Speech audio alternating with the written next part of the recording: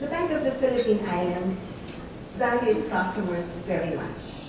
And I think the engagement we did for mobile banking remains centered on our customer philosophy. It's very standard. You read this in books, but I'll tell you the spirit behind them. Customer convenience.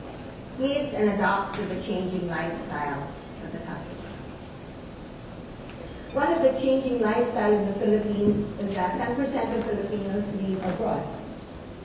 There are still Filipinos and their families are here. Mobile is the best way to connect to them.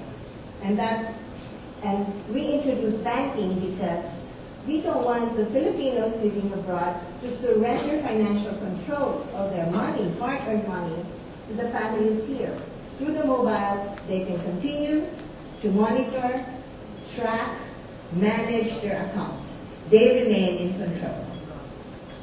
Customer education is very key because this is not a very easy platform to migrate to.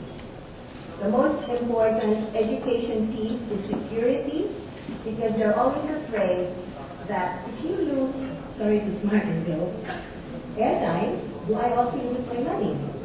It's not the losing part that's important. It's really because they're able to track. People only think they lose because they're not able to track beginning and ending. So what we do with mobile banking is, just like when people were being trained to use the ATM, you start with my balance before I withdraw, my balance after I withdraw. As long as you're able to track, you're not afraid. So this is what the most important piece that is really important to relay in a banking platform. The trust, the compliance, and the security. I think we were very, very successful in the ATM in 1982 when it was first introduced. Most of you guys are still kids. Because we went to market on a concept called two-factor authentication. I started that business at that time, and why did customer believe me? I sound highfalutin. Two-factor authentication. Boy, that must be something important and true.